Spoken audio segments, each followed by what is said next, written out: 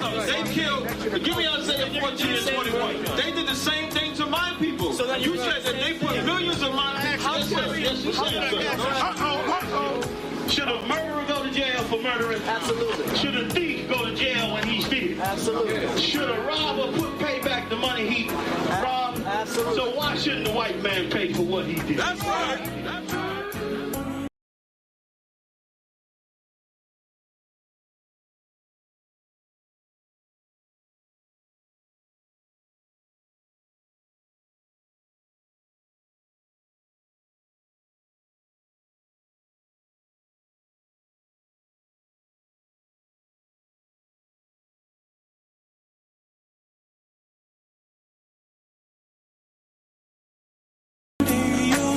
Just how it feels.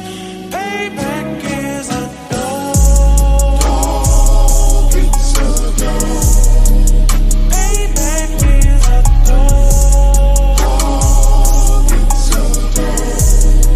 Payback is a dog. Dog, it's a dog. Payback is a dog. Dog, it's a dog. I'm in a hell of a hole, was never expected to grow. Just obstacles set in the road, that a result of me selling my soul. The story I'm telling is cold, but yet it's what everyone knows. The white man's the devil is known. America was never a home, only a place of captivity, save facility, hating, disfigure me. They claim that I'm lazy, be killing me. Maybe this slavery draining my energy. 400 years and counting, the trail of my tears is countless. Main fact that I'm here is astounding, but I can't wait till this shit is surrounded. Ready to tangle my king and the angels, be ready to rap. Cracking the sky, nuclear missiles will make it official. I'm capturing every cracker surviving. Put them all in chains where they need to be, slavery for me. And let the whole world see that with them in the cage and safer in the streets.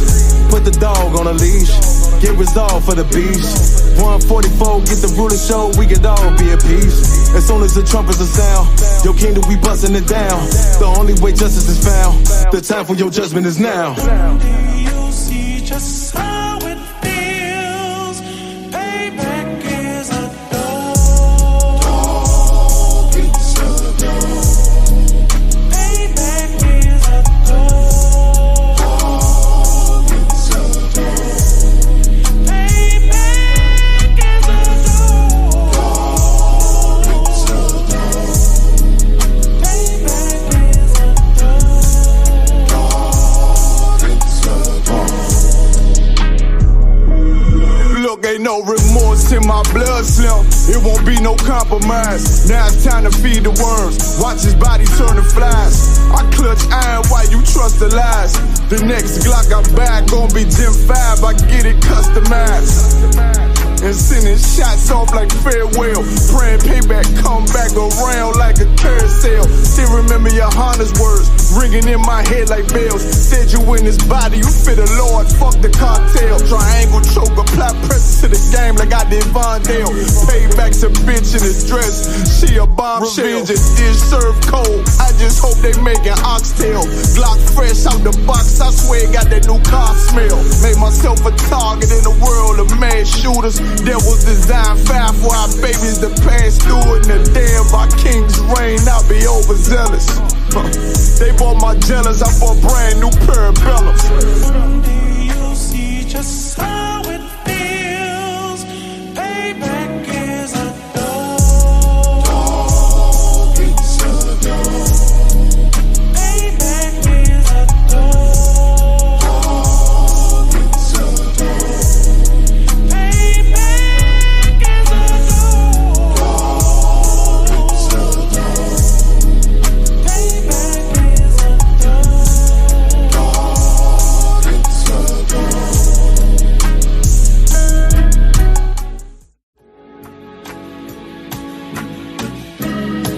They killed, give me Isaiah 14 and 21. They did the same thing to my people. So that you said that they put millions of my people. Yes, you said. Should a murderer go to jail for murdering? Absolutely. Should a thief go to jail when he steals? Absolutely. Should a robber pay back the money he robbed? Absolutely. So why shouldn't the white man pay for what he did? That's right. That's right. You see just how it feels. Payback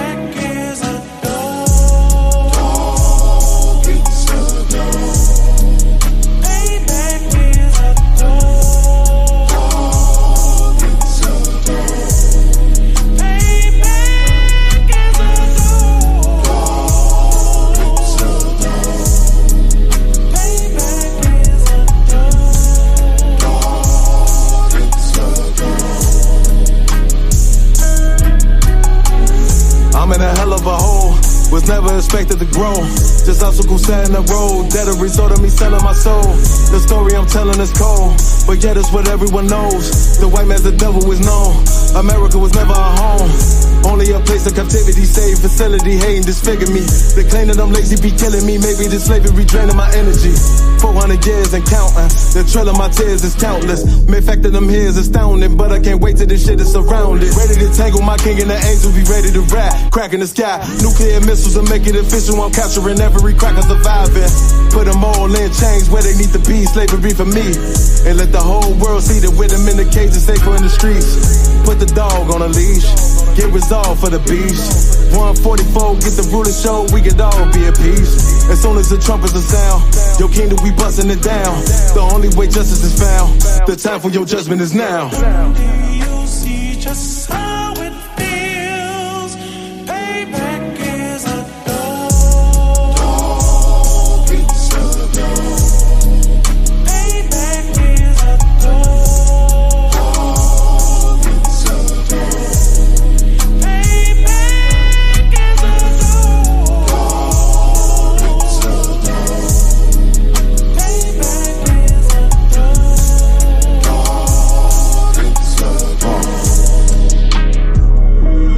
Look, ain't no remorse in my blood slim. It won't be no compromise. Now it's time to feed the worms. Watch his body turn to flies. I clutch iron while you trust the lies. The next Glock I buy gon' be Gen 5. I get it customized. And sending shots off like farewell. Praying payback come back around like a carousel. Still remember your Honda's words ringing in my head like bells. Said you in this body, you fit the Lord, fuck the cartel. Triangle choke, apply pressure to the game like I did Vondale. Payback's a bitch in his dress, she a bombshell. Revenge is served cold, I just hope they making oxtail.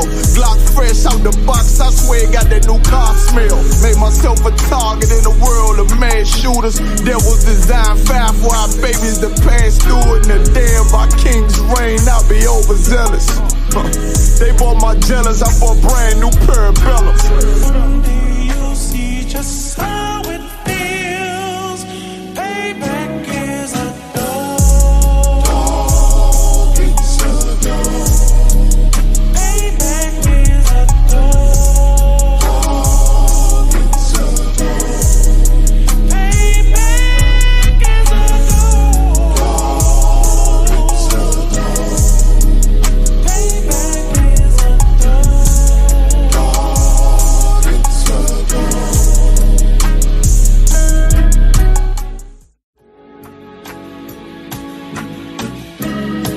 They killed, give me Isaiah 14 and 21. They did the same thing to my people. So you said that they put millions of my Should a murderer go to jail for murdering? Absolutely. Should a thief go to jail when he steals? Absolutely. Should a robber pay back the money he robbed? Absolutely. So why shouldn't the white man pay for what he did? That's right. Yeah. What's going on, man? You can hear me? Come, sir. All right. Most High in Christ, give it up. Shalom, Israel. Shalom, y'all. Y'all Bashim Yahshua Brakatah. Y'all Shemalathon Bashim Yahshua's Priest and also Dawah Shab of the ISUPK started at 1 West 125th Street, Harlem, New York, under commanding General Yohana. And since 1969, we've been teaching the truth according to the Bible. As usual, every Tuesday, man, we bring it to you live from Orlando, Florida, Hart Memorial Library from 6:30 to 8:30. Make sure you stop on by if you're in the Central Florida area. You know what I'm saying? I'm rocking it out with one of my main men, you know what I'm saying? Awesome to Shock 5,000 out in West Palm Beach, holding it down, you know what I'm saying? He is in the building, right? So if you're not in Orlando, right, while we broadcast on Tuesday, feel free to stop by the school in West Palm Beach. I guarantee you will find that brother there.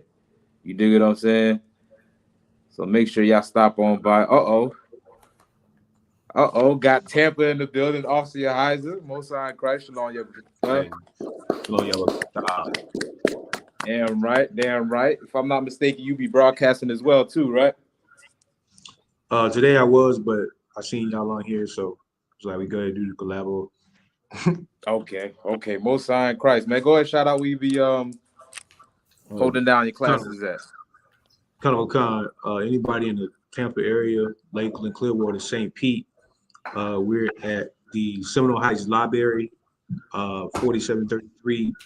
Oh, sorry, 4711 North Central Avenue, second floor, room 220. Damn right, man. Damn right. So that's for everybody in the Bay Area, man. Lakeland, Tampa Bay, Clearwater, St. Pete, man. Stop on by, man. This is a mighty soldier that's raising up that zone. All right. So we're going to get started, y'all. 6:30, 8:30. That's all the time I got, man. So I got the sign-in sheet. You know what I'm saying? Make sure you click on the sign-in sheet if you new in the school, trying to get your Hebrew name doing your 90 days. Anybody want to join the live as well? The stream live is on the YouTube chat. So feel free to click on that. Brothers and sisters alike, if you want. It don't matter. You know what I mean? So, of course, topics, you know what I'm saying? Not topics, of course, questions. You know what I'm saying? I'm ready to go to the topic already. But you got questions, man, you know, you can ask them. But big up to Isupk, man. You know what I'm saying? Also in the shot outside to Zah, who be holding it down every Monday, scripture mandatory breakdown class down here in Florida every Monday on this channel. So if you need any scriptures or any verses broken down for you, make sure you tune in every Monday. If you have any left behind, of course, we'll answer it for you on Tuesday as well, right? But other than that, man, I'm jumping into the topic, all right? All right, so for today's topic, right, we're going to touch on, well, I want to title it No Role Models. I want to title it based upon J. Cole track called No Role Models, and specifically talking about the Black woman, Hispanic woman, Native Indian woman, right? Today is a national holiday, right, known as Valentine's Day. You know what I'm saying? Big up to all the sisters of the Isupk that's in this class attending. You know what I'm saying? Big up. You know what I'm saying? Not worried about a damn box of chocolate or some flowers and all of that. Celebrating the customs of these other nations, man. You know what I'm saying? Everything has its origin. Everything has a beginning on this earth, including the holidays that you celebrate, right? It's important to understand what you getting yourself into before you get involved in it. All right. There's you if you believe in God, you can understand that God is against pedophilia, ain't he? Right? Is it God against sexual immorality? Right. Is it God against sexual deviancy? Is it God against homosexuality? Right. Well, you say you believe in God. What are you doing celebrating Valentine's Day? Because guess what? They are both the same thing. It's based upon sexual immorality. Right? Valentine's Day is a Roman custom where they used to practice all type of orgies. I forgot the name. Was it lupus, something like that? The day, right? Something, right? This is based off some Roman. Well, go ahead, soldier. Salakia, Lupercilia. Lupercilia, the water priest. Lupercilia, right? It dates between February 13th to February 15th. Correct me if I'm wrong, Officer Isaac. You know what I'm saying? That's the day in Roman custom that they will practice all type of sexual lewdness, man. Pedophilia, homosexuality, orgies, even sexual abuse, right? And this tradition carried on all the way here to present time, modern time in America. And you think it's some day of fun and love. Like you need a day for your oppressor to tell you when to love somebody. You know what I'm saying? That is ridiculous. You have something else, Heiser? You kind of real quick. Go ahead. This is off the internet. This is actually Wikipedia. Lupercilia was a pastoral festival of ancient Rome observed annually on February 15th to purify the city, promoting health and fertility. Promoting what? Health and fertility. That's how they game you up, right? like in today's holidays, they tell you it's for the kids. It's about the gifts. It's about caring for one another. It's about love. But when you really look deep into it, it has nothing to do with love. Nothing at all. All right, read on if there's anything else on that.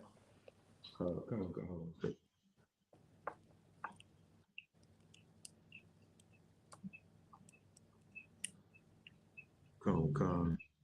If not, it's too wild. You know what I'm Yeah, that saying? was pretty much it on that. It's All some right, more. no sweat. Y'all can feel free to look it up. You know what I'm saying? The brother put it in the chat. The water also y'all stop. Put it in the chat, you know what I'm saying? So y'all can spell it out properly. Look it up, right? Know what you're doing first, right? Because everything has its origin. And most There's of a these little more in holidays that you go ahead, Soldier. Oh, it's lucky. Okay, the rights were confirmed to the Lupercal Cave, the Palestine Hill, and the Forum, all of which were centered locations in Rome. Foundation myth. Near the cave stood a sanctuary of Ramona, goddess of breastfeeding, and the wild fig tree, to which Romulus and Remus were brought by the divine intervention of the river god. Oh, the Some river Roman god. sources name the wild fig tree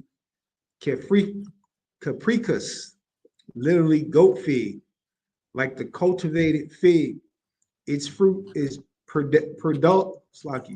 pendulous, and the tree excludes a milky sap if cut, which makes it a good candidate for a cult of breastfeeding. It's ridiculous. It's all nonsense and mythology. You know what I'm saying? It's all throughout also your Heiser. You know what I'm saying? But y'all could definitely look that up. It's just something ridiculous, man. And if you claim to believe in God, what are you doing celebrating Valentine's Day? Right? When its origin is based off of paganism, pagan worship, false idols, all type of immoral deities. And you practice it, you're taking on the spirit of those same deities. The same energy that they had back in Rome, by you doing what they doing today, guess what? You having that same type of energy, that same type of spirit. That's why a sister is willing to whore herself out for a damn box of chocolate. Let alone all year long, she'll tell you subscribe on her OnlyFans. But once for February 14th come around, the prices go down to a box of chocolate. You get what I'm saying? Because the spirit behind it is all whoredom. That's all it is. It teaches you nothing about love, but everything on how to be a whore and how to not love yourself. Right? So what we have to do is learn about the role models of the Bible. Right? Let's get in a good example of what a black woman's supposed to be. Hispanic woman, Native Indian woman. Because role models are found in the Bible, man. There are great sisters that did great things written of in the Bible. You know what I'm saying? And big up, like I said, big up to y'all sisters that's in this class right now.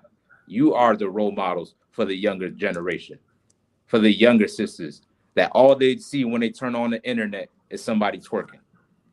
All they see when they turn on the internet is some black woman beating up some black man upside the head or talking about how he ain't shit.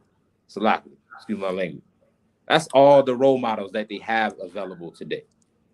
You know what I'm saying? Well, who is going to take up the guard or be the vanguard of wanting change in the Black, Hispanic, and Native Indian community? And it's going to happen collectively. All right? If the black man ain't shit, well, guess what? You sisters ain't shit neither. It's a lot. You know what I'm saying? That's how it is. You know what I'm saying? Because we are a nation. If I'm messed up, guess what? You messed up like me too.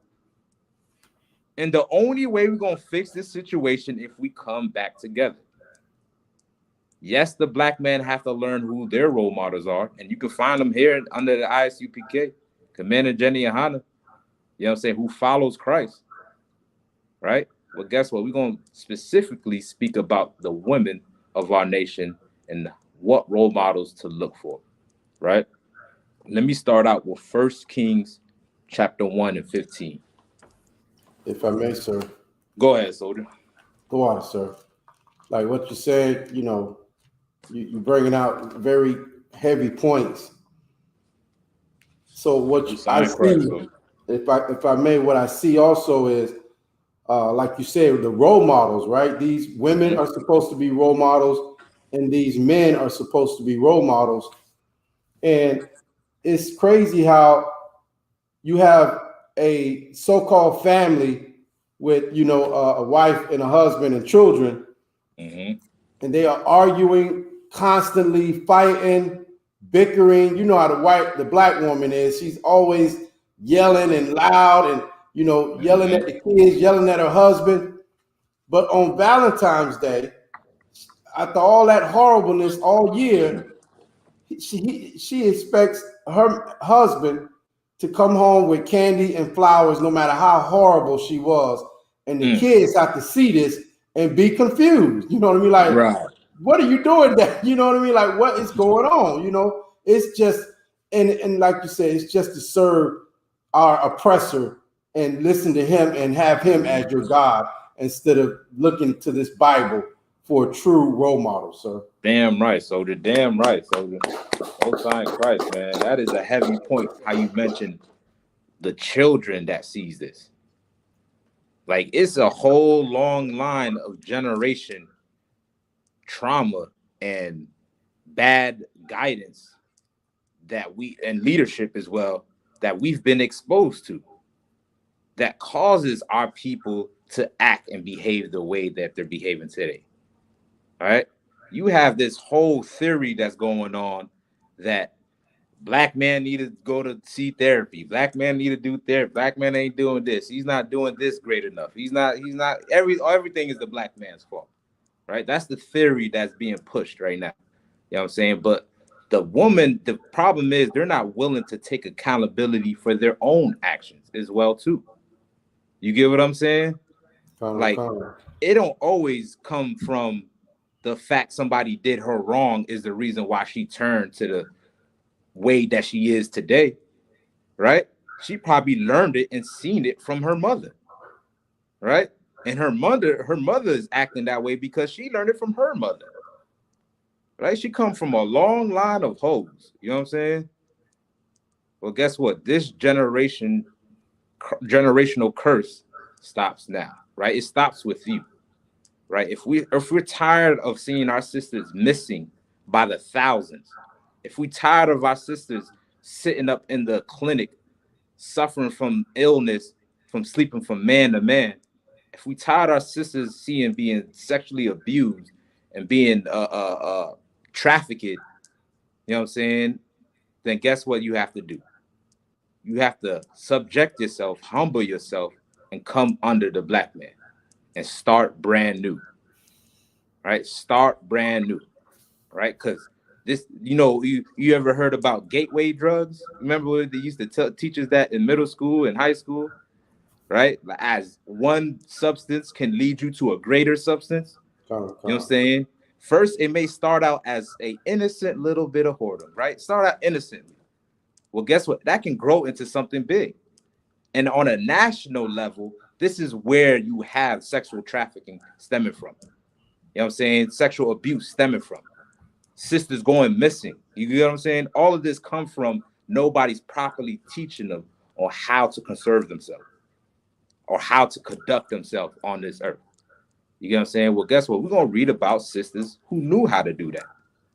Righteous sisters, holy sisters. That's talked about till this day. You get what I'm saying? There's sisters in the Bible that we mentioned till this day. Sisters like Deborah, Ruth. You know what I'm saying? Sisters who did important things for this nation. All right? We all have our role that we have to play, including our women too. So let's get at 1 Kings chapter 1 to 15. And anything you want to add too, Officer Haza, you go ahead as well. Hold on, I got it. You got it. All right, go ahead, soldier. Khan, 1 Kings, chapter 1, verse 15.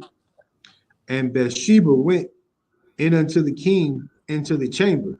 Right. And the king was very old. Right. If I could just my bad. Well, if I could just pause you right there, just give a little backdrop on this, right? This is King David's wife, right? The king that is mentioning about is King David, right? And Bathsheba belongs to David. And she's going into his chamber to inquire about him, about who's about to be king next, right? Because at this point, it was appointed that Solomon to be king, right? But there was a little bit of controversy that ended up happening where one of the sons self-proclaimed themselves to be a king, right? And now his wife, Bathsheba, Solomon's mother, David's wife, right, is about to inquire of him on this matter, right? Go ahead. And Abishai, the Shunammite, ministered unto the king, and Bathsheba bowed. And Bathsheba did what? Bowed. What did Bathsheba do? Bow. Now, this is a black woman now, right? This is a black woman. Now, what's the spirit behind all of this? Should black women just be walking around bowing down to every brother that they see? I mean, it would be not, I guess, I don't know. It's y'all discretion, you know what I'm saying? But it's not necessary, right? But what's the spirit behind the gesture that Bathsheba is doing unto her husband? If I may, sir. Go ahead, soldier. Colonel Khan, she's like humbling herself. She's doing what? She's humbling herself. Damn right. Damn right. Get that brother a hand. You know what I'm saying? You want to elaborate too? No, I mean, like, you know, it's just like what I was saying, you know, earlier. You know, our sisters, our wives, you know, in our family, in our nation, it's totally opposite of this. You know, instead of humbling themselves, they will raise their voice, yell and scream, and, you know, try to usurp authority over her husband to get what she wants, to get her way. She's going to call 911. You know what I mean? Like, she's going to do all these things to, you know what I mean, make this man worship her. And that's, if I may, also, that's part of this Valentine's Day thing. You know, she feel like she needs to be worshiped. You know what I mean? Bathsheba did not go to her husband, you know, how they do their neck. You know what I mean? She didn't do all that. You know what I mean? She bowed her head down. You know what I mean? And that's, you know, like what you're saying. It may not be totally necessary to go all the way that far with it, 2023. But you know what I mean? You should humble yourself and give your husband the respect he is due. You know, Damn right. Damn right. You know what I'm saying? You should hold them at that regard, right? Yes, Black men right now today is not in a position of a king right now, right? We're not kings. We don't have all the wealth in the world. We do have some wealthy black men out there, right? But even if a black man is not as wealthy as a king, right, and don't have all the resources of the earth, you should still hold them up to that regard the same way your foremother did as well too. You know what I'm saying? Because there is value in a black man, right? He provides more than just what's in his wallet. You get what I'm saying? He also provides protection and leadership and guidance and wisdom. You know what I'm saying? And the black woman should humble herself enough to acknowledge that's the role that black man plays, right? And like Austin the Shock said, this is an issue that she's confronting David with. And going about this issue, she's not, you know, blowing out of proportion, talking out of her neck and making her fingers snap and all of that stuff. You know what I'm saying? She went and humbled herself about this issue, right? Because she understands her true nature. And by a woman harnessing her true nature, guess what? There's power in that. You get what I'm saying? That's where her true power is at. Today's society will teach you the exact opposite. That you have to be strong and independent.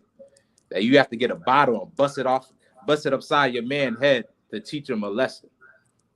And that will, you know, he'll learn then not to mess with you. Well, guess what? By nature, that's going to teach that man to get another woman and leave you the hell alone because you are crazy as can be. You get what I'm saying? But your true power and getting a man to actually, you know, hear you out and persuade him to do the things that you probably want him to do. You know what I'm saying? It's through your femininity. It's through your humility. It's through your kindness. right? Like Bathsheba is displaying now, right? Let's continue on. Unless y'all brothers want to add anything else. Continue on.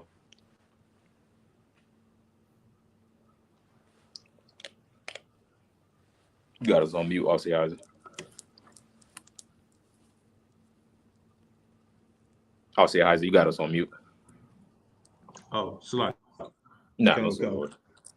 And did audience unto the king. And did the what? king said, audience unto the king. What is audience? Let's look that up real quick. She did audience unto King David, her husband.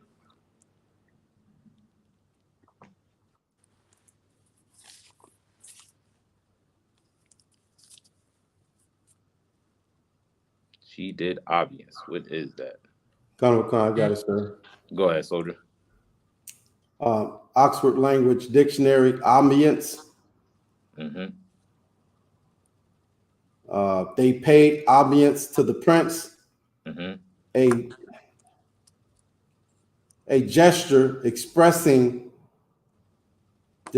deferential respect, such as a bow or courtesy. Mm. You know what I'm saying? Like she's going unto him and giving him reverence, right? Giving him praise, acknowledging the position and the role that God gave him. And she's doing it right. She is doing it right, man. This is a perfect example that our sisters should follow after. The problem is we have the total opposite. And here's another thing too. It's not like a black woman cannot become this, right? You brothers out there that want to go to Thailand and go to China and talk about you a passport, bro, to sleep with some damn gook-eyed, slanted eye, web feet, yellow skin, flat behind, flat chest Chinese woman. Yeah, they go kick me off the eyes. This is all good. It's all good. You know what I'm saying? Somebody gotta stand up for the black woman at least. You know what I'm saying? Ain't nobody more beautiful than the black, Hispanic, and Native Indian woman. You know what I'm saying? And it's a damn shame as a black man for you to go all the way across the damn ocean to find some Chinese woman to be with as if she's more loyal than a black woman. And all my years of living, even before I came into the truth, I ain't never found nobody more loyal and more down for you than a black woman is. You know what I'm saying? And I was in the world, I had my fair share of, whatever was out there. You know what I'm saying? But I come to the conclusion that a black woman she'll be down for you, man. The problem is you brothers are not willing or man enough to check that black woman. Yeah, tell her what she's doing is wrong. Right? And a woman that's on the TV shaking her behind, talking about how black men ain't nothing, and she's a god and she can do what she wants, she's liberated, she's sexually liberated. Guess what? That woman needs correction and guidance, man. Because she's setting up the next generation for failure. It's the never-ending cycle. When are we going to get it right? It didn't work in the 70s when they were sexually liberated. It didn't work in the 80s or the 90s or 2000 or nothing. We are still destroyed and at the bottom, man. The only way we're going to come out of this hellhole if we do it together. Right? And this is a role that the black woman should take hold of. Being humble, being kind, being compassionate, bigging up that black man. Speak only good things to that man. He may not be a king, but when he comes home from work, guess what? That is your king. He may not own land and own property and own all the gold on his earth, but after he comes home off of that construction job, guess what? Untie his boots. You know what I'm saying? Give him a little foot massage a little bit from standing up all day. You know what I'm saying? Give him some Abi sense. Give him some of that, like Bathsheba did, man. Because that black man still is worth something on this earth. Right? Let's read on. Come. And the king said, what wouldest thou? And she said unto him, My Lord, thou swearest by thy Lord thy God unto thy handmaid, saying, Assuredly Solomon thy son shall reign after me, and he shall sit upon my throne. Right. She even speaking chastely to her husband, meaning modestly, kindly to her husband. Right. Even in her conversation and how she addressing him, she expecting Solomon to be king. But she's hearing about this self-proclaimed son running around being king. She's wondering what's going on. David already decided Solomon, why is this other child claiming to be king? But the way she went about it, you know what I'm saying? She went about it the right way, a righteous way, right? And this is who Black women descend from. You know what I'm saying? Sisters like this within our nation. These are the examples that we need today, right? And there's a result to everything in life. To every cause, there is an effect. So for her displaying her kindness and compassion and consideration and generosity and being sweet and humble, guess what she got in return? Let's read that real quick in verse 28. Kind of. First Kings chapter 20, verse 1. It's like it. First Kings chapter 1, verse 28. Then King David answered and said, Call me Bathsheba. And she came into the king's presence and stood before the king. Mm-hmm. And the king swore and said, As the Lord liveth, that have redeemed my soul out of all distress, even as I swore unto thee, by the Lord God of Israel, saying, Assuredly Solomon thy son shall reign after me, and he shall sit upon my throne in my stead. Even so will I certainly do this day. Keep going, sir. And right, yeah, you can drop that right there. It's so a couple of verses down when she met with Solomon. Okay. Let me grab that real quick.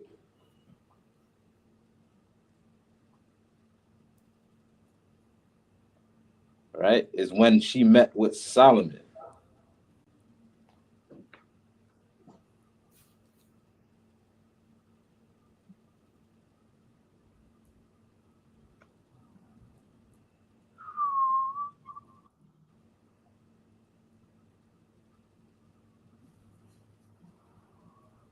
Y'all know what I'm talking about? When she met with Solomon, huh? When she saw the guard, when she saw Solomon's servant. Right, and then he told the servant to pull up a chair for his mother. Come. I think that's you got that. Go ahead, start right there, Baba Kashab. This is the result of her kindness and her compassion, right? Come. You know what I'm talking about? Come. I know what you're talking about. Come. All right, go ahead, soldier. Give me a second. All right.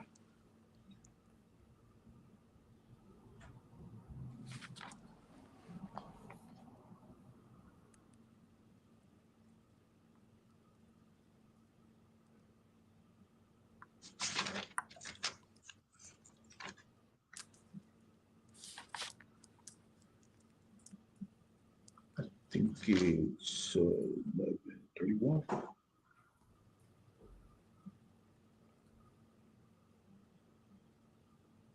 Yeah, just read 31, Baba Kashab.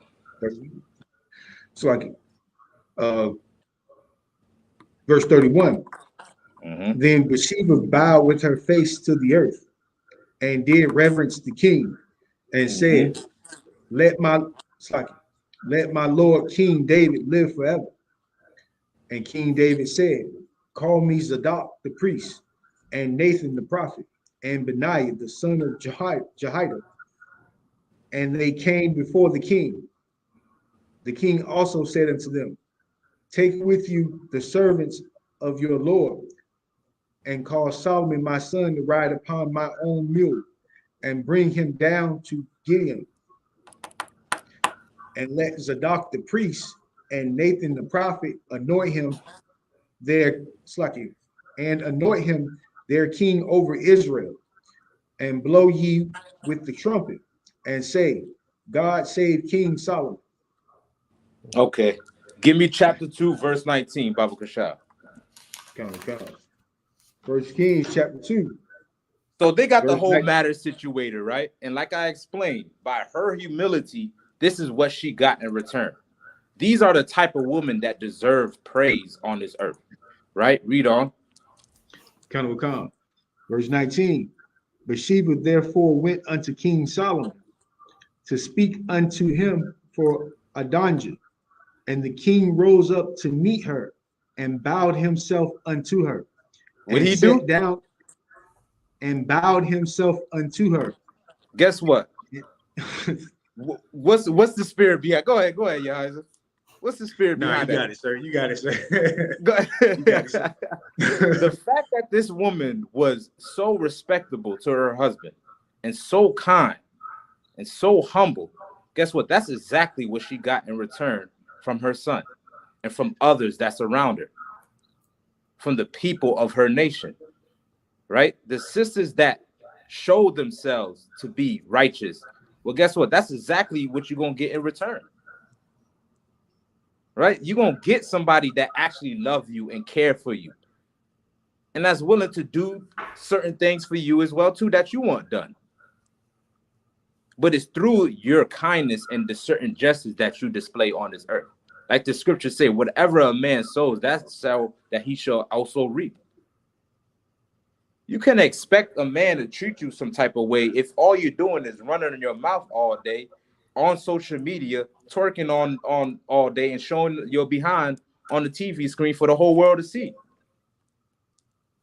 How do you expect somebody to have respect for you when you don't even have respect for yourself? But guess what? Bathsheba had respect for herself. She utilized her femininity to get King David to make sure Solomon was king. And when she finally went unto Solomon to speak to him about this matter, guess what? Solomon even bowed to her. Now, mostly I will probably think, well, that's his mother, right? He's supposed to love his mother. Well, think about this. How many mother and son relationships that you know of here in America that's in shambles right now today, to where the mother hates the son because he reminds her of the father, right?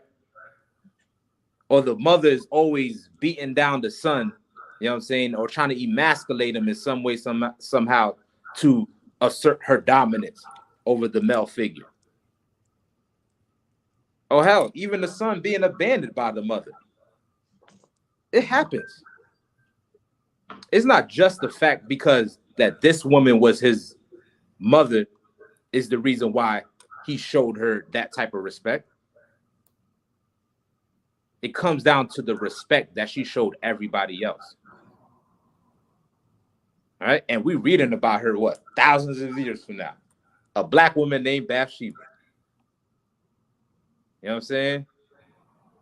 Because when you do great, guess what? You will be memorialized on this earth. People will remember you. All these people out here today trying to do it for views and do it for entertainment, guess what? They're going to get their 15 seconds of fame. People going to watch them and gawk at them and look at them and all. But as soon as that 15 seconds is up, guess what? They're done and forgotten with. But the only thing that's going to last is righteous sisters on this earth.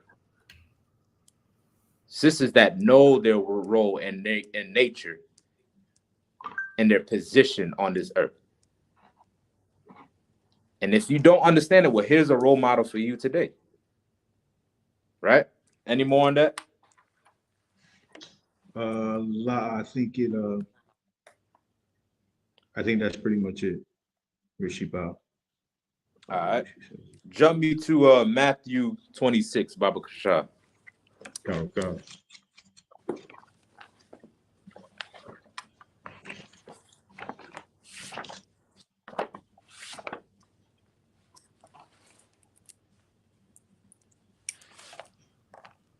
Start 26. at Matthew 26, and let's get verse 6. Let's get some more role models that's written up in the Bible. I got some. Oh, you got it. You got it also. Sure. All right. The book of Matthew, chapter 26, and verse 6. Now, when Yahushua was in Bethany, Salakia, in the house of Simon the leper, there came unto him a woman having an alabaster box, a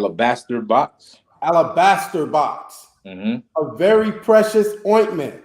Right. She has this nice box with oils inside of it. Right. Christ is teaching and doing all of that stuff. Right. This is towards the end of where he's about to be crucified. After he's done teaching, he's chilling at the brother's crib.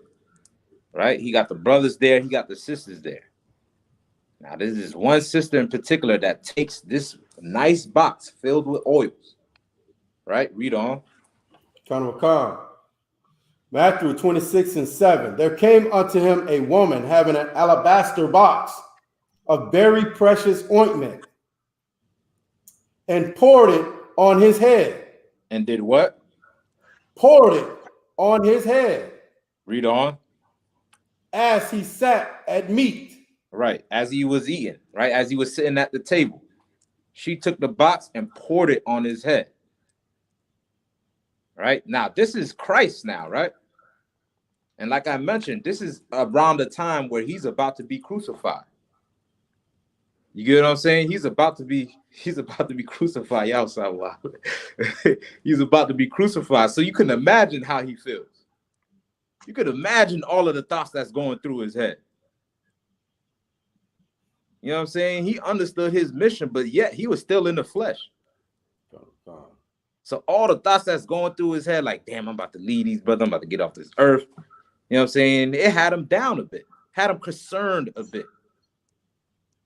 And this sister recognized that, right? And took one of the nicest ointments that they had and poured it on his head, right? Read on.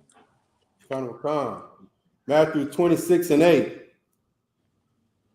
But when the disciples, when his disciples saw it, they had indignation, saying, to what purpose is this waste? Right. They was upset when they seen her do that. Right. Read on. Verse 9.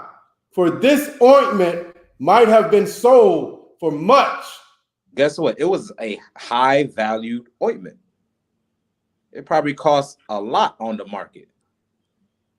She took the most expensive ointment that they had, right? And quote unquote wasted on this black man.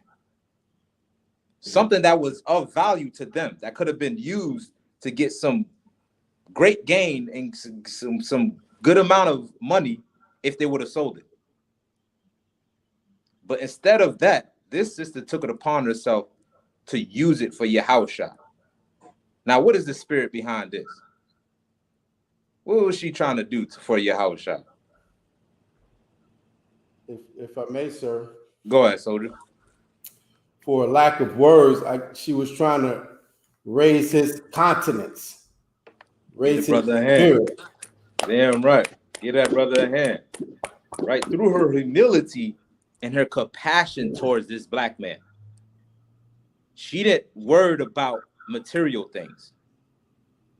She didn't worry about her own gain by selling this oil. She rather took the thing that was quote unquote of value and give it all to a black man. Right? And the problem, the role models of today, you see the exact opposite. Right? They prefer high value bags over compassion towards another black man. They prefer driving a Mercedes Benz or the nicest car on the car lot over having compassion on a black man. You know what I'm saying? You can have a sister that owns over 50 pair of shoes and walk down the street and see a begging brother and stick her nose up at this black man because she think he's beneath her, all because she owns so many shoes and has so many valuable things to her. Right? A real woman of compassion, a righteous sister, will exhaust everything that she has in order to build her black man back up. She'll take that money and put it back in her community. She'll take that money off of that slavery and use it to build her family, buy groceries, buy something to cook, make sure her kids are clothed, make sure things are being taken care of around the house. All right? The Bible says that the woman is the weaker vessel. It never says that she's incompetent. It didn't say that the woman is the stupid vessel or she's unintelligent. You know what I'm saying? Black women do have wisdom. You do have wits about you. But the problem is the world is teaching you to use it in the wrong way. The role models that you have is teaching you how to use it for your own gain, for your own pleasure, for some shoes, for some eyelashes, for some $500 hair. Now, there's nothing wrong with these things. If you want to do that, no sweat, more power to you, sis. You know what I'm saying?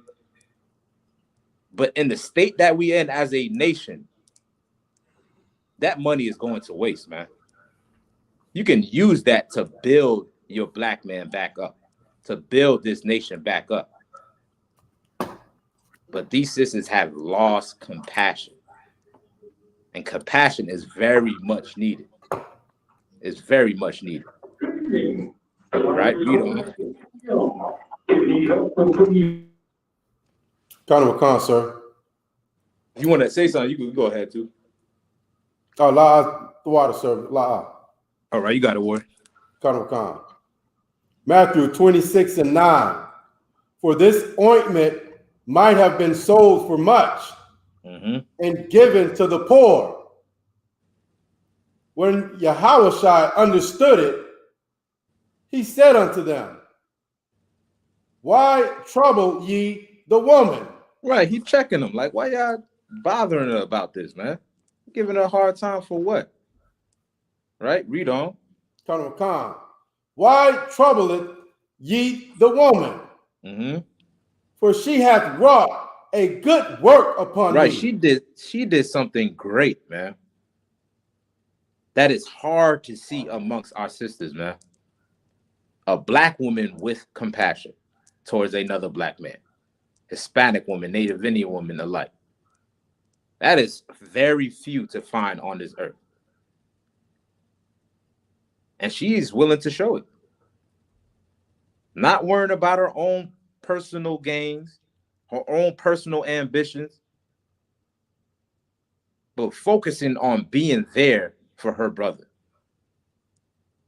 And that's something great in the sight of the Most High. Go ahead, soldier. No, what, sir, it's so heavy because all I could picture in my head, right, is a sister taking a brother off the street or something, giving him a bath. You know, the brother, he down. You know what I mean? He ain't took a bath in a while. He smelled a little funny. You know what I mean? His continence is down. And she take him in, bathe him, put him in some fresh clothes, put some cologne on him, and you know what I mean? Raise his spirit up. Now he have the ability to go out, confidence. She gave him the confidence to go and fill out some applications. She gave him the ability to look presentable and walk in white man's, establishment and say, give me a job. You know what I'm saying? Like, that's, man, what you bringing out, sir. So damn right, soldier. That's what we need, man. We need that, sir. Damn right. We need that. Damn right, man. You know what I'm saying? Listen, it can't be done without our sisters as well, too, man. Right? A nation consists of a collection of families. That's what a nation is. This is not going to be a nation of men only. Of course, the men is going to be the leaders. But guess what? These men are going to have families also. Families with who? With women and children. So guess what? Our sisters, they have to get it right as well too. Focus on nationhood, building up your family. You ain't got to be so vain about everything in life. You don't need 50, 100 pairs of shoes. You don't need it. You only got 2 feet. You know what I'm saying? You only got 2 feet. I'm pretty sure you can't wear all of them at once. You know what I'm saying? There is a poor brother or a sister at least that don't have no shoes on. Donate it. You got clothes that's collecting dust in their closet. Moth is eating at it. There's some sister out there in the cold, in the streets, and we see them too, with nothing to wear.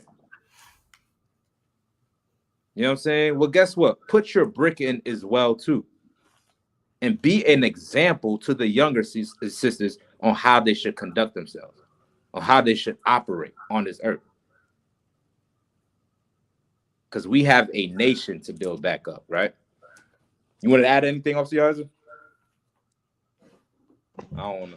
I don't want to take over your whole class, but if I could, nah, you got it. I'll be talking too much anyways, man. Go ahead, soldier. Like the whole point of us being in this situation, and us getting out of it is the brotherhood and sisterhood. You know, removing that selfishness out of the way. Yeah, you can, if you can afford, 50,000 pair of shoes, why buy 50,000 pair of shoes for yourself? Why don't you take some of them shoes and help your nation? Like, why does your time has to be always embedded in you? Whether it's spending too much time on social media, trying to floss or whatever it is. If we put that, that energy into us as a people and on what the Most High want, our communities would be a hell of a lot better. So like, I just want to say that. Damn right, soldier. Damn right, man. Our communities will be a whole lot better, especially these children, because they need help. They need their fathers. You know what I'm saying? These kids, they need their fathers, man. And you prompting yourself as how society wants you to be, strong and independent, is pushing that black man away. It's tearing up the household. You think these sisters are happy by living like? Let me tell you something. You think Beyonce, right, which is one of the role models, they got a whole beehive. You think that nonsense that she talking about single ladies and to the left, you think she really living that? Jay-Z got a whole album called 4 for 4 for 4, whatever it's called, where he talks about cheating on Beyonce. And guess what Beyonce did? She stayed right beside that black man. She shot him out in the Grammy not too long ago. I want to give a shout out to my beautiful husband, Jay-Z, just staying there. Look at there, you know what I'm saying? Guess what? She feeds you that nonsense. You follow behind it and you destroy your relationship. Meanwhile, she holding on to her black man with all the billions that she got. Cardi B too, talking about she don't cook or clean. Offset got her on video sweeping up the bathroom, you know what I'm saying, in the bathrobe. You know what I'm saying? The city girls talking about give an F about a nigga and all that stuff. Meanwhile, they all wifed up. Diddy got a whole another girl pregnant. Why she's dating one of the city girls. And guess what? She's still with Diddy. They feeding you this fantasy, man. It's a lie. They're not really role models, man. True role models is like sisters like this. Right? Where the king, the greatest man on the earth, had to recognize her and acknowledge her like, damn, this is the code with it. That's what's up. That's what I needed. You know what I'm saying? Like you said, also in the shock and also this brother was down. And she was willing to give him a little bit of ounce of compassion. It wasn't much. All she did, pour oil on his head. But it's the thought that counts, right? It's the action behind it. Instead of worrying about selling this ointment and getting a whole bunch of money for it, she's willing to be there for her brother and exhaust all her wealth to a black man.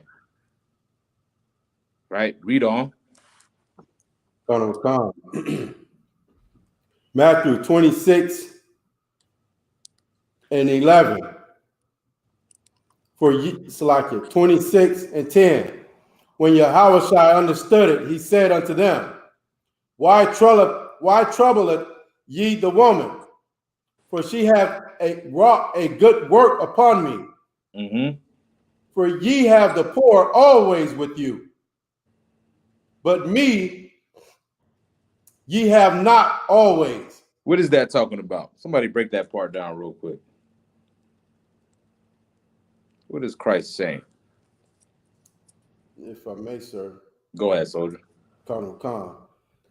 Basically, Christ is saying, he knew that he was about to go, you know what I'm saying? And you know what I mean? Like what this sister did to raise his spirit, you know what I'm saying? Man, it's like he's saying, you know what I mean? Y'all need to be like her. And you know what I mean? And always be ready to, raise up the poor. But you know what I mean? At this moment, she's doing it for me. Now, take an example, and y'all do it always, you know what I mean, for the poor once I'm gone. But for now, I'm here, you know what I mean? Right. Khan. And to add to that point as well, too, right? The poor you're gonna have always. Khan. In this present kingdom that we in right now, there's always gonna be work that needs to be done. Khan. I'm pretty sure they could have sold that ointment, used that money to do a food drive, God knows what, right? Like it's also mentioned in John 12, the same story, how they was only being greedy, right? But here in Matthew, it doesn't mention it in his account, right? But I'm sure they could have sold it and did something great for the poor and all of that. You know what I'm saying? But still in all, you had your brother who was down and out. Of course, there's work that needs to be done. But make sure you don't forget about your brothers and sisters that's in the truth with you. They're going to need you around too. They need your phone calls. They need you to be around them and hang out with them for a couple times. Go out, get a drink. Go get something to bite real quick. All right? She didn't come up to Christ with some crazy plan on how not to die and still save Israel, or gave him some crazy breakdown that God gave her through her being a prophetess. She didn't do none of that. She used what she had in order to build this black man up, to show compassion. And sometimes it takes just being around to do so. Sometimes it takes just picking up that phone call and calling that brother, calling that sister, just to see how they doing. Because guess what? You never know. Yeah, we expect eternal life in this walk. But guess what? With the Most High, it could be a different story. So never take your brothers and sisters for granted. And guess what? This sister did not take this black man for granted. All right, I'll see how is it. Are you about to slide right now? Khan, sir. Okay. Most High Christ, man, the Water Warrior hopping on. If you want to shout out the library. Definitely anybody in the Tampa area, Tampa, St. Pete, Clearwater area. We have 4711 North Central Avenue, room 220. It's the second floor. Damn right, soldier. Damn right. The Water Warrior. Shalom, All right, Shalom.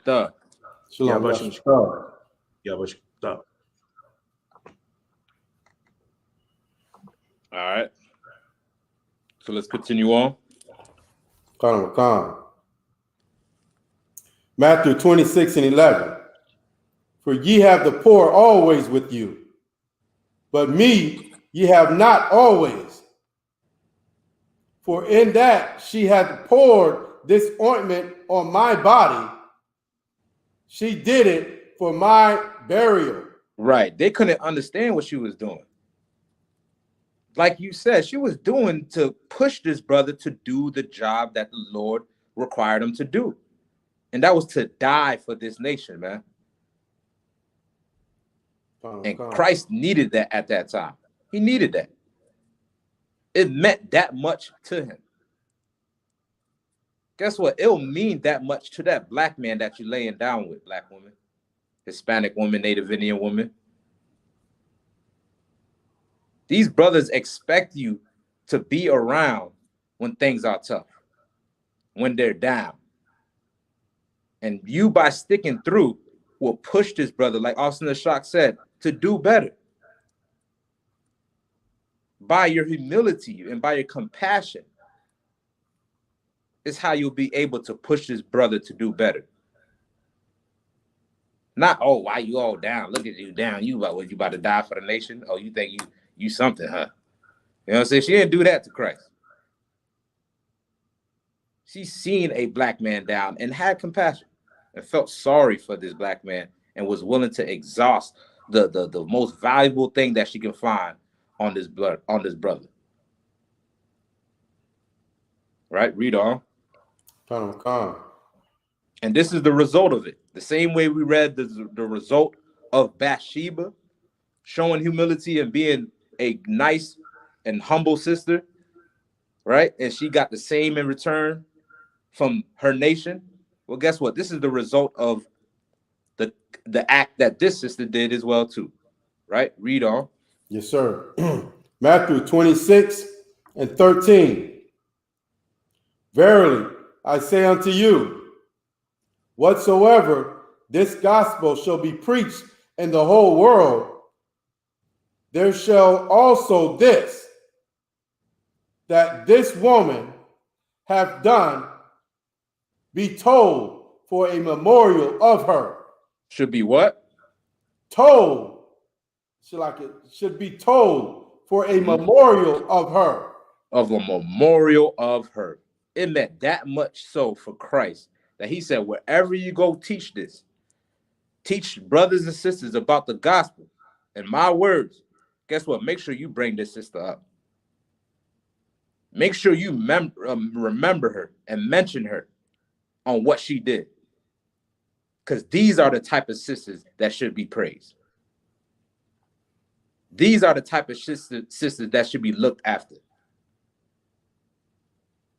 Not the common ones that you see online every day, all day. Not those kind.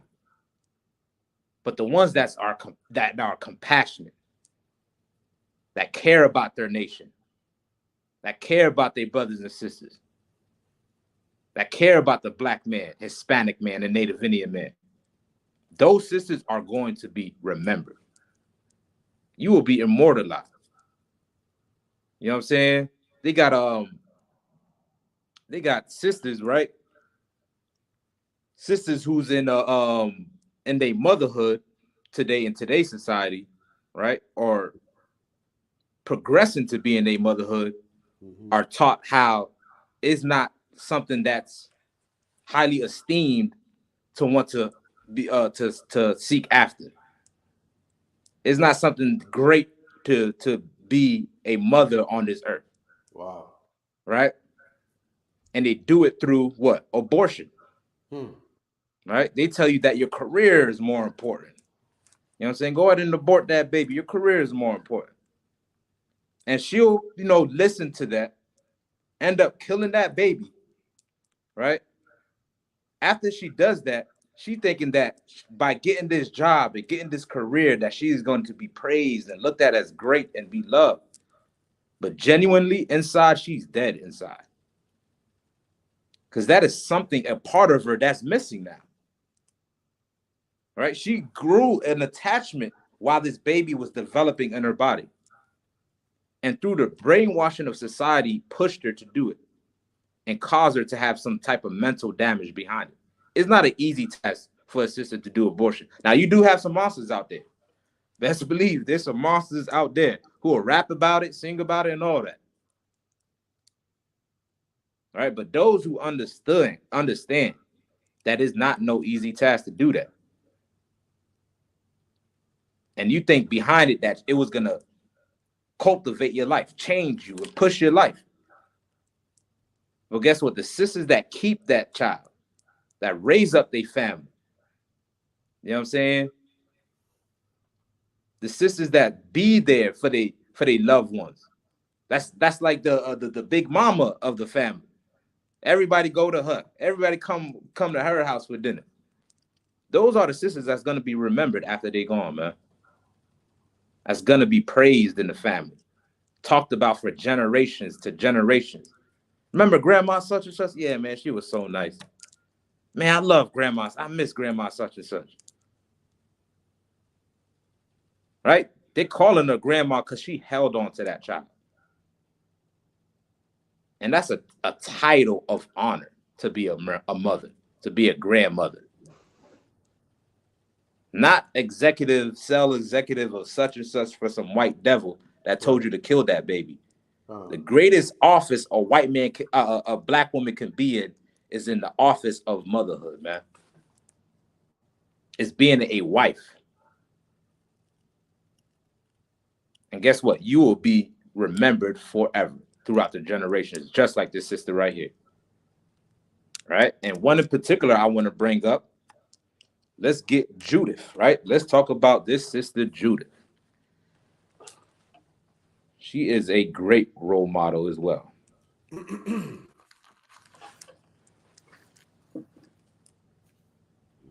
Right? Judith is in the Apocrypha, right? This is a sister that got a whole book named after her. Right? You got the book of Ruth. You got the book of Esther.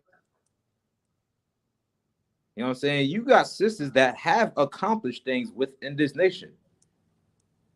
There's no reason why you should come in and just sit back and be like, you know, bless me and just sit around and look pretty all day. You should be concerning yourself. What could you do for this nation?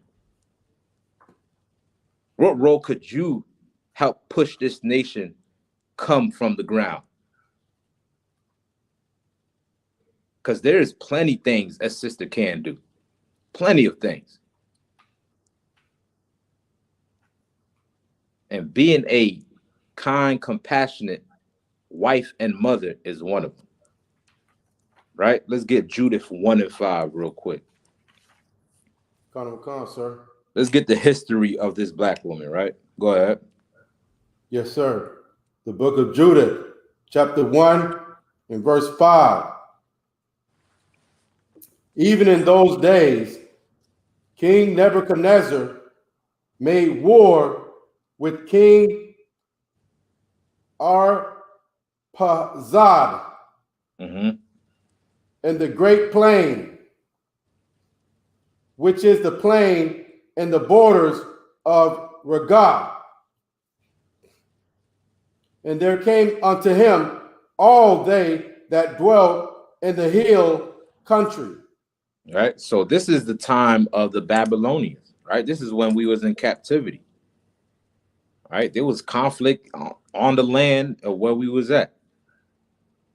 The people in charge had us subdued unto them. We were service unto them. Right. That's kind of familiar to what we're going through today. Right. We are in the hands of another people right now in captivity still. You know how I know?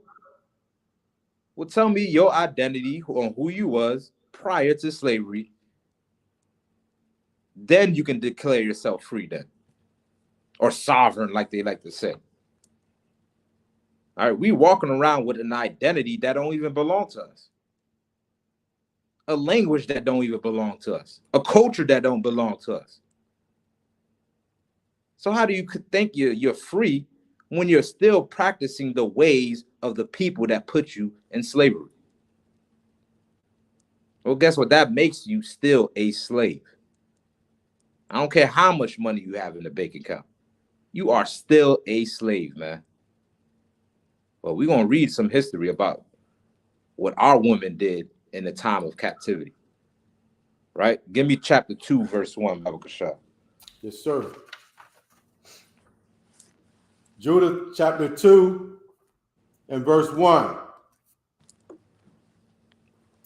In the 18th year and 20th day of the first month, there was talk in the house of Nebuchadnezzar, king of Assyrians, king of the Assyrians, that he should, as he said, avenge himself on all the earth. So he called unto him all his officers Mm-hmm. and all his nobles, and communicated with them his secret counsel, Mm-hmm. and concluded the affecting of the whole earth out of his own mouth. Mm-hmm. Then they decreed to destroy all flesh Mm-hmm. that did not obey the commandment of his mouth. And when he had ended his counsel, Nebuchadnezzar, king of the Assyrians, called Holofernes, the chief captain of his army, which was next unto him, and said unto him, Thus said the great king, the Lord of the whole earth, Behold, thou shalt go forth from my presence, and take with thee men that trust in their own strength, of footmen 120,000, and the number of horses with their riders 12,000. And thou shalt go against all the west country, because they disobeyed my commandment. And thou shalt declare unto them that they prepare for me earth and water. So he's having counsel. This is the king of Nebuchadnezzar. King Nebuchadnezzar of Babylon having counsel on how to conquer more, how to take more. Right, and in this council they mention Israel. Is there a part in there where you can see that where they mention about the Israelites? Sorry, sir. Hold up 1 second. All right, they again discussion about conquering this land and that land. If I'm not mistaken, it's probably in chapter 3, right?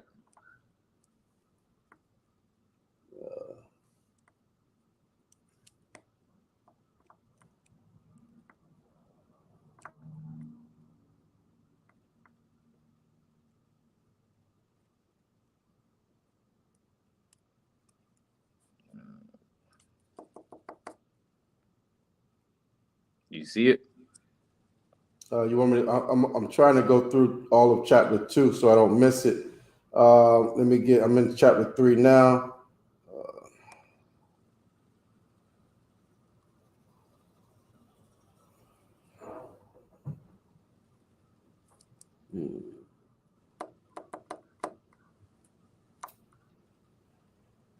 Start me at 3:01. It's a while. Come, sir. Judith chapter 3 and verse 1. So they sent ambassadors unto him that to treat of peace, saying, Behold, we have the servants of Nebuchadnezzar, the great king, lie before thee. Use us as shall be good in thy sight. Behold, our house and all our places and all of our fields of wheat and flocks and herds, and all of our lodges of our tents lie before thy face. Use them as it pleaseth thee. Behold, even our cities and the inhabitants thereof are thy servants. Come and deal with them as seeth good unto thee. So the men came to Holofernes and declared unto him after this manner, then came down towards the sea coast, both he and his army, and set garrisons in the high cities, and took out of them choice men for aid. So they and all the country round about received them with garlands, with dancers, and with timbrels. Yet he did cast down their frontiers and cut down their groves.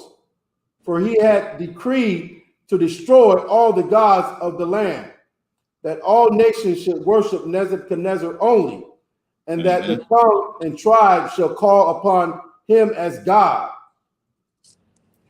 Also, he had over against Esdraelon near unto Judah, over against the great strait of Judah, Judea, Slakia. He pitched between Gibeah and Scythopolis, and there had tarried a whole month, that he might gather together all the carriages of his army. Okay, now here we go, sir. Chapter 4, verse 1. Now the children of Israel that dwelt in Judea heard all that Holofernes, the chief captain of Nebuchadnezzar, king of Assyrians, had done to the nations, and after what manner he had spoiled all their temples and brought them to naught. Therefore, they were exceedingly afraid of him, and were troubled for Jerusalem and for the temple of the Most High, their power. Right. For they were newly returned from the captivity, and all the people of Judea were laterally gathered together, and the vessels and the altar and the house were sanctified after the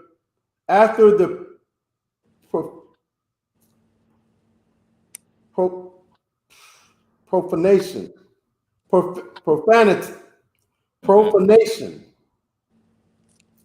Therefore they sent unto all the coast of Samaria and the villages, into Bethron and Belmin and Jericho, and to Shabah and Asarah, and to the valley of Salem,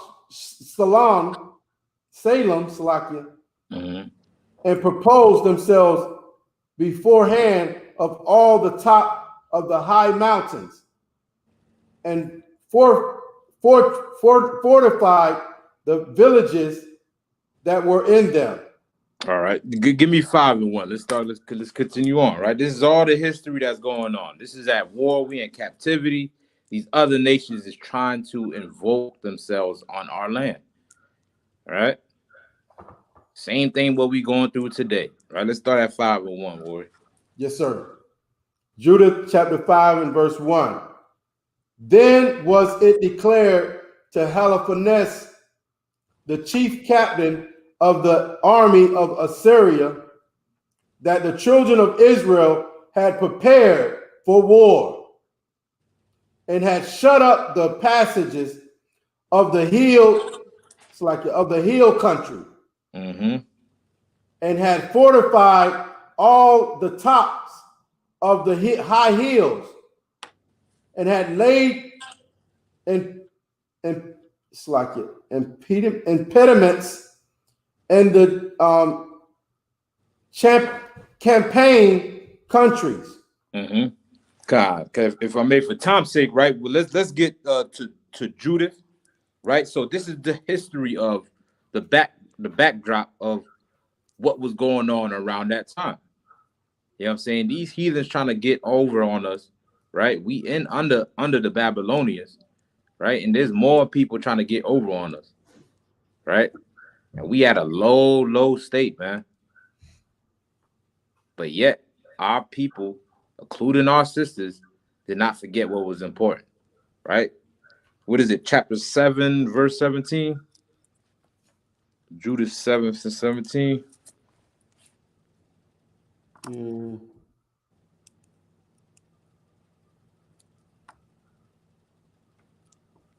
you can just start me there. Okay, come. The book of Judith, chapter 7 and verse 17.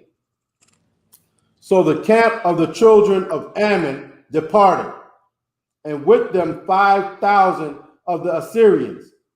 And they pitched in the valley, and took the waters and the fountains of the waters of the children of Israel.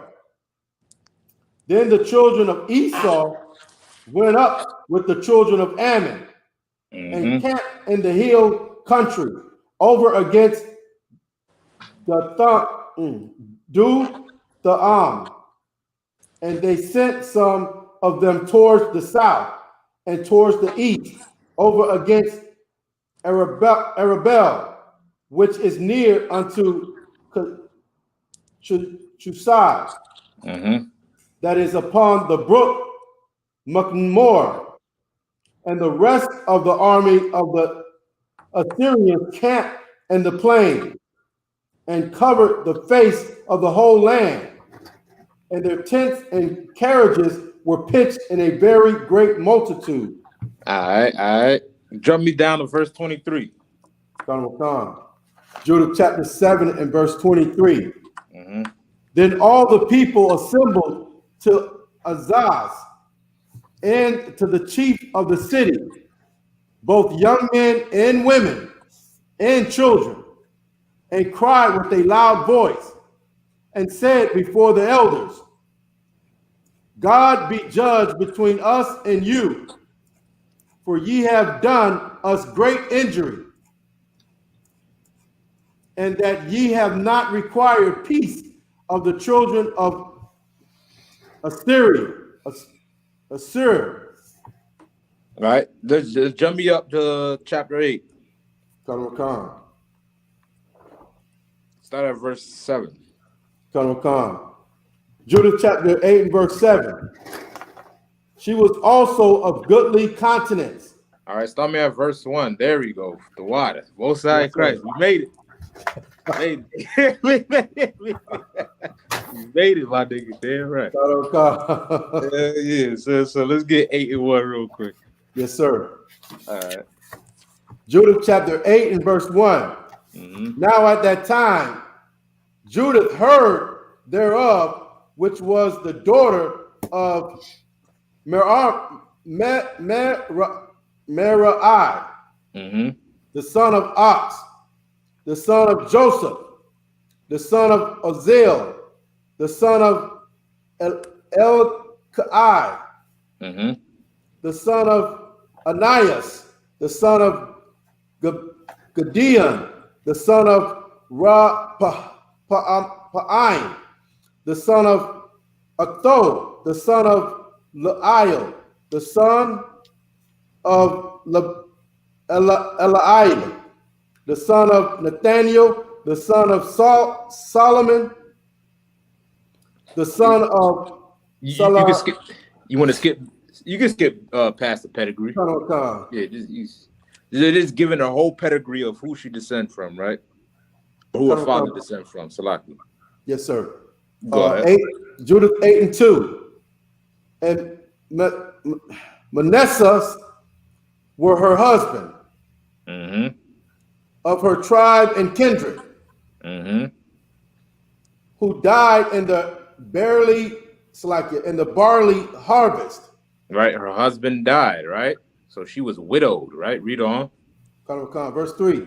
For as he stood overseeing them that bound sheaves in the field, the heat came upon his head, and he fell on his bed and died in the city of Bethela.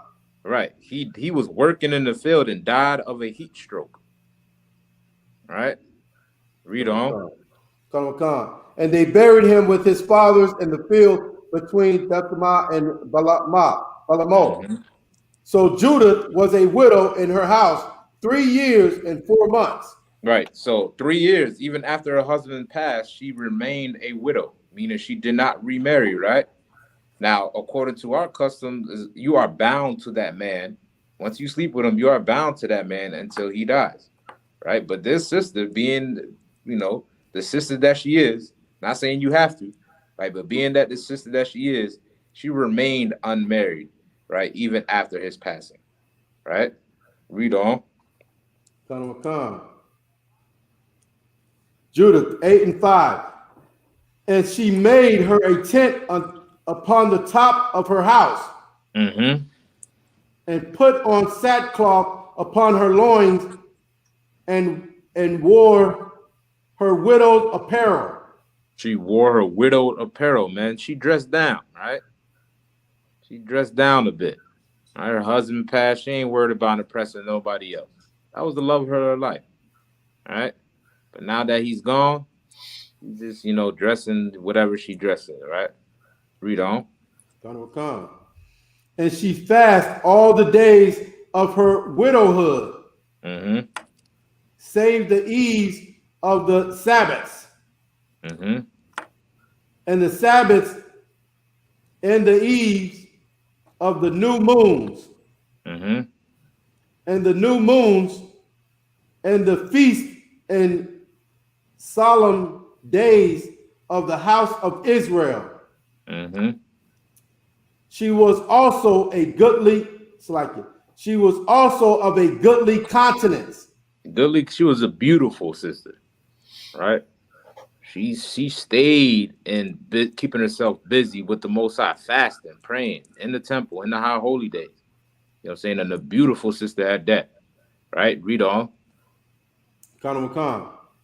And Manasseh had left her gold and silver. She was taken care of. After his passing, he put some money aside for her. She was well and taken care of. Right? Read on. And her husband Manasseh had left her gold and silver and manservants and maidservants and cattle and land, and she remained upon them. Mm-hmm. And there was none that gave her an ill word, for she feared the power greatly.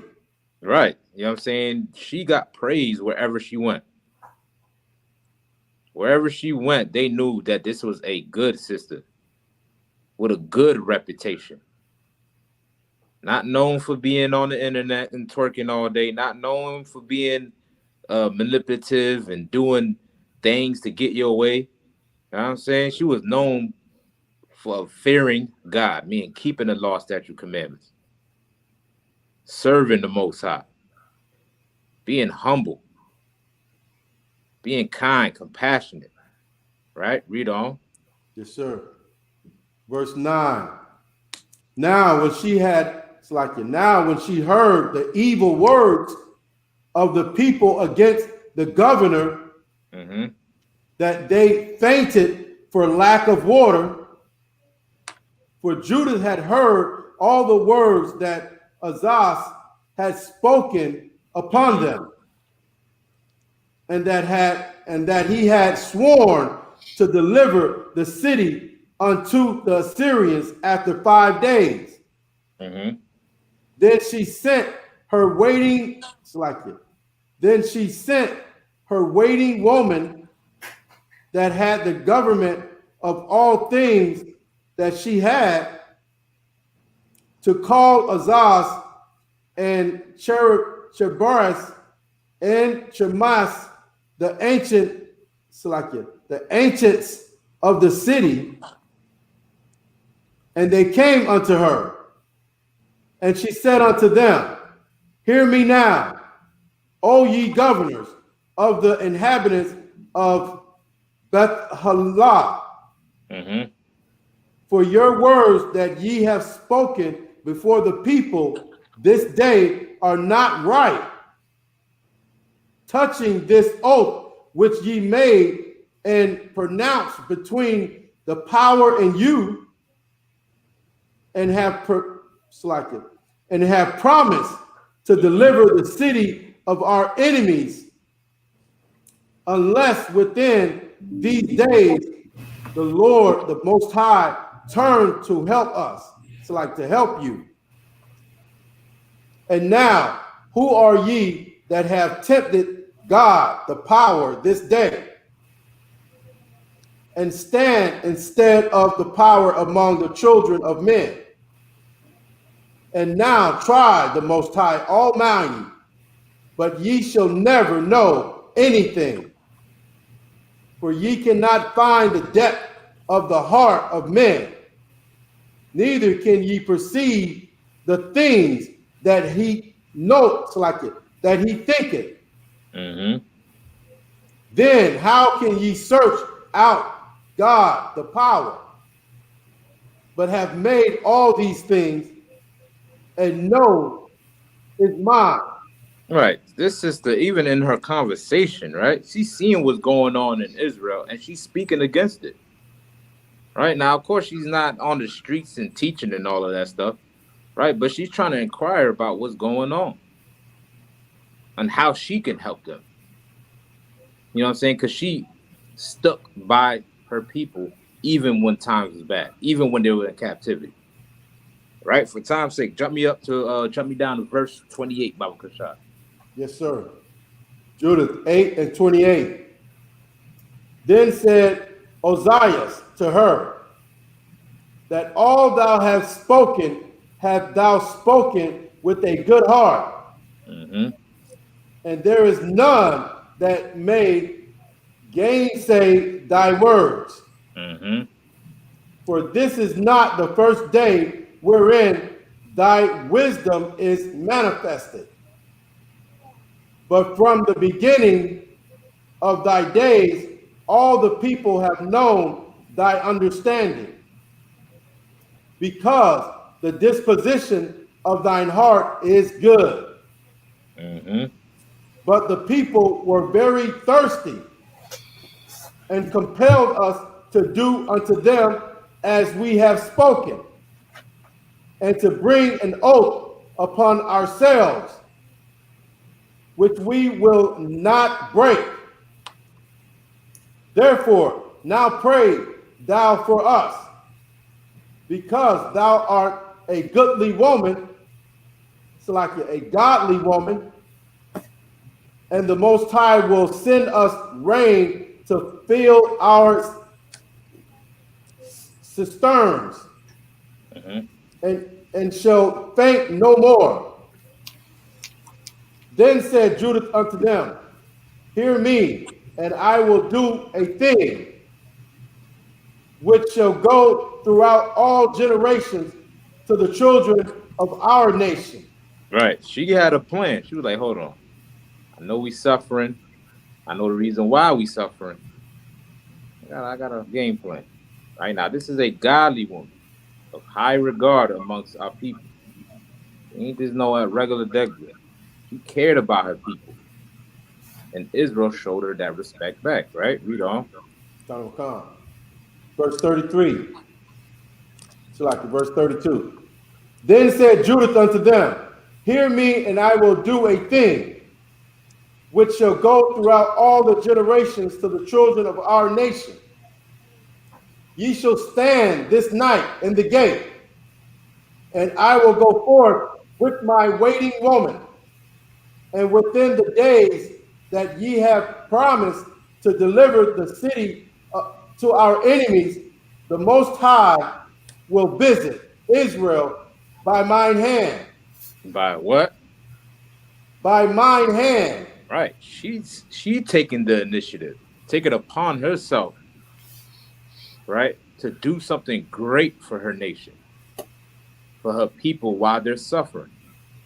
Instead of joining with the opposition and with the oppressor side, right, she's thinking of ways or coming up with a plan to liberate her people.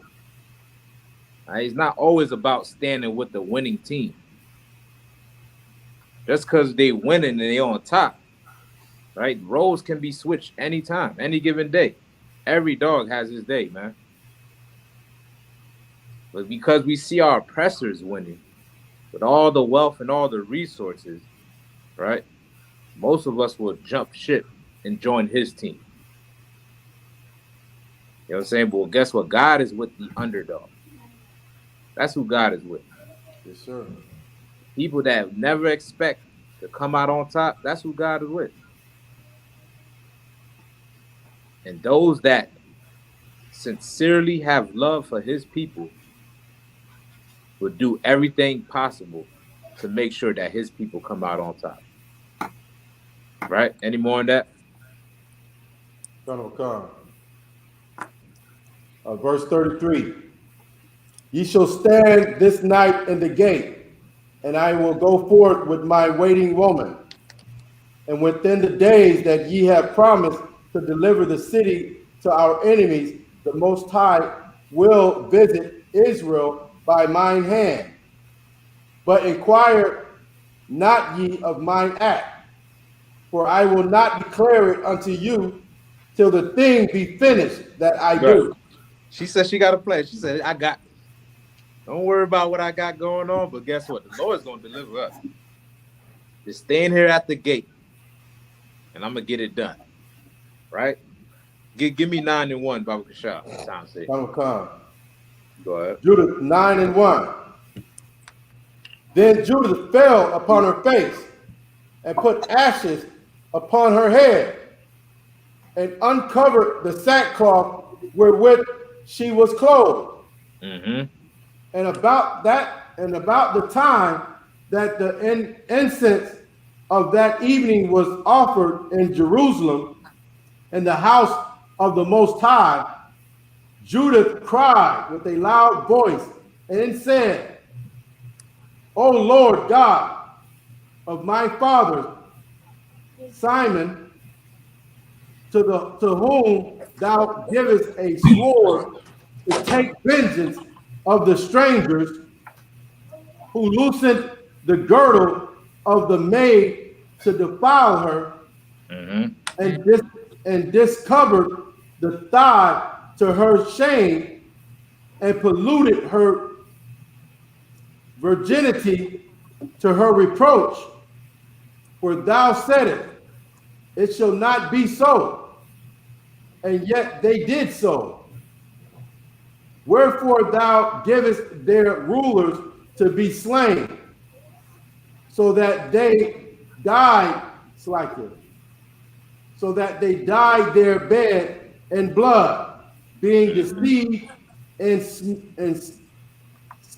smiteth the servants with their lords, and the lords upon their thrones, and has given their wives for a prey, and their daughters to be captives, and all their spoils to be divided among thy dear children.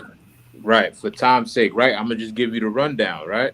So we in captivity. She came up with the plan where she's going to infiltrate the oppressor, right? The one that has us in captivity, the king of Assyria. And she has the whole plan mapped out. But before she go out and do it, she's praying unto the Most High that the Lord be with her in doing this. You know what I'm saying? What she's going to do is dress herself up, look all nice, right? And go and meet the king of Assyria, right? And in the story, she picks the king of Assyria picks her out, of course, because she's the baddest thing there. You get what I'm saying? Being an Israelite woman, you know what I'm saying? The king of Assyria have never seen nothing like that, because all they woman is garbage anyway. You know what I'm saying? But he seen a black or Hispanic or Native Indian woman, and he was like, ooh wee, right? Seen her beauty, right? He took her in, right? They get the partying, drinking. Of course, she's not being lewd in this party. He gets too drunk, or she makes him get too drunk, right? He goes in his chambers, about to go to sleep. He asks for Judith to go in the chambers with her, right? What Judith did when she was there, this dude passed out on the bed. Judith takes out a knife, chops this man's head off. The king of Assyria, I think he was a general at this time or whatever. You know what I'm saying? Chopped his head off. Escaped during the night. Brought the head back to the men that she told to wait at the gate. Right? And when she brought the head back, she was showing them, like, listen, the Lord is with us. Now it's time for us to fight against these heathens so they can stop oppressing us. Right? And this is stood for her nation. Now she could have been killed in this type of act, If the king would have found out that she was just trying to be there just so she can, set him up or do something to harm him or do anything like that to gain info or whatever, you know what I'm saying? Of course, this king would have had her put to death. But she prayed and asked the Lord to be with her. And the Lord set the situation up so perfectly, you know what I'm saying, to where she had an advantage over our enemy. And this sister, like we read prior, she was taken care of. She was wealthy. Her husband had money. All right. It talks about when she gets dressed up to go to see this king, she put all the jewels, the nice clothing, and all of that stuff. You get what I'm saying? Because she was taken care of. Right. But in her wealth, she was not being selfish and only concerned with herself. She seen the suffering of her people. And because she feared God and loved her people, right, she wanted to do something about it. Right? And that is a role model that Black women can pattern after as well. Like I mentioned, there is many things our sisters can do and help building up this nation. Of course, we don't ask you to be on the front line. You ain't got to lace up no boots or none of that and stand on the podium and hold candle and lie. You know what I'm saying? But your compassion and your kindness is enough. Your consideration for your nation is enough. Your love for your people is enough. And all your great attributes that the Lord provided you with, you should push that and bring it to your people who are suffering at the bottom right now. Right? The role models is scarce today. You know what I'm saying? But good role models are found in the Bible. Right? Let me get Ecclesiasticus 26 and 13.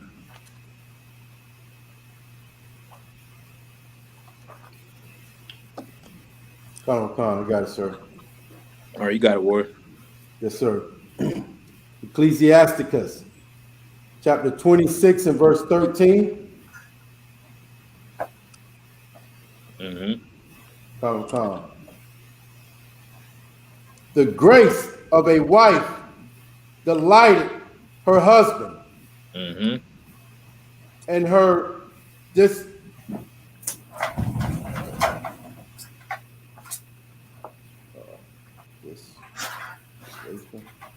disseration will fatten his bones. Right. You know what I'm saying? Like, he will be pleased with a righteous woman. Right? A righteous woman is not the one that's being thrown away and put to the side and all of that. When a man finds a sister that's worth something, he gonna make sure he keep her around. Right? But the thing is, you pushing that man away by trying to be so masculine and usurp your authority over him. When that's not the role that God placed you in to be. Your true ability is found in your femininity. Right? Read on. Yes, sir. Verse 14. A silent and loving woman is a gift of the Lord. Right. A what? Gift of the Lord. A silent and loving woman is a gift of the Lord. All right?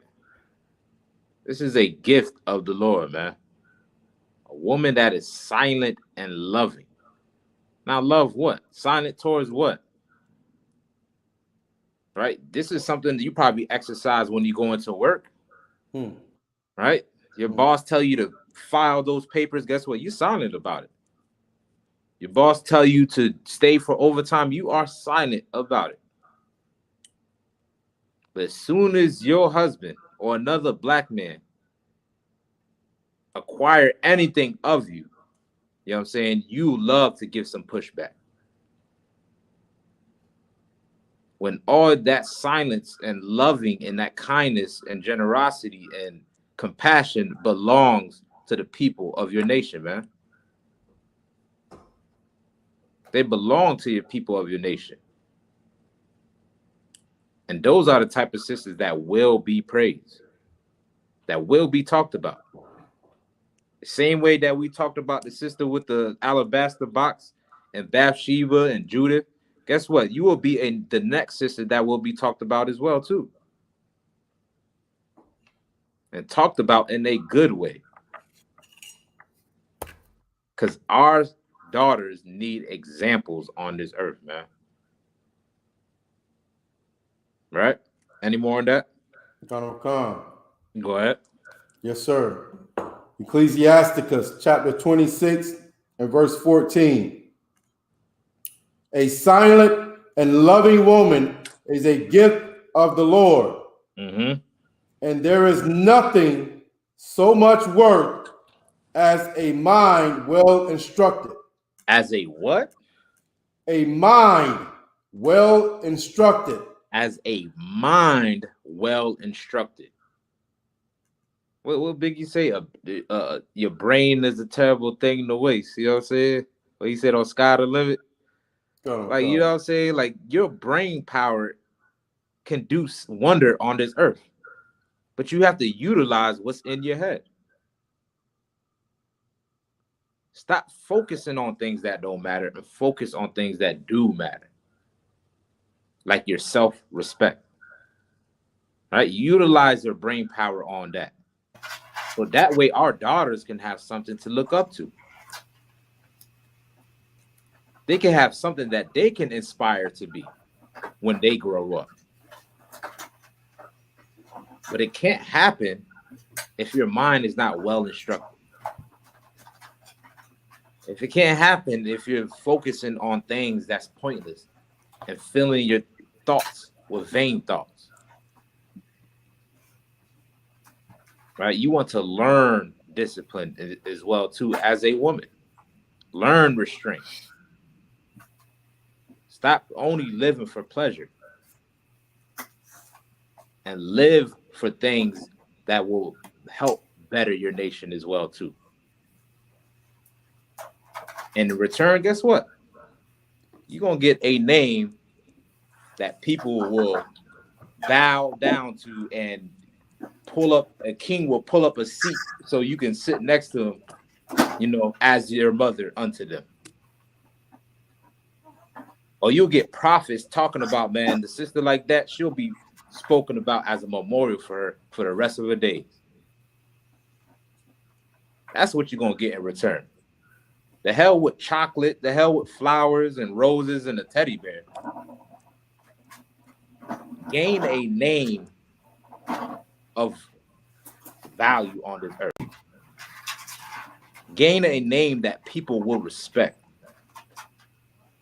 when it gets brought up, of good reputation. All right. And with that, man, I'm going to go ahead and end the class. Big up Austin the Shot. You know what I'm saying? That brother stuck with me. You know what I'm saying? Brother holding it down, man. Young man Carvel came in a little late, man. I see you. Shalom. Most High Christ, man. Also, Officer Yahiza, who hopped in as well, left early. Big up to every brother and sister in the chat. Like I said, man, big up to you sisters that came to class, not worried about getting some damn Valentine's Day gift, right? Not continuing in this cycle that's constantly putting our woman in compromising situations, but rather stepping aside and being different and looking outside of the box and finding out what you need to do to be righteous, to lead the next generation.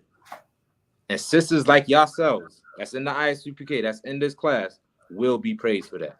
We'll be respectful for that. We'll hold the door open for you, right? We'll say salaki, we'll say please. You know what I'm saying? We'll say thank you, right? And we'll also correct you when it needs to be done, because let's believe, you know, it will come. You know what I'm saying? But overall, you will be respected for it if you're willing to show through your actions, right? So with that, Shalom Israel. Shalom. Yahweh Shem Barakatah. Yahweh Shem Barakatah. Bashim Yahshua. Y'all about Shem Yahshua Barakatah. How about Shimmy Right. Barakatah?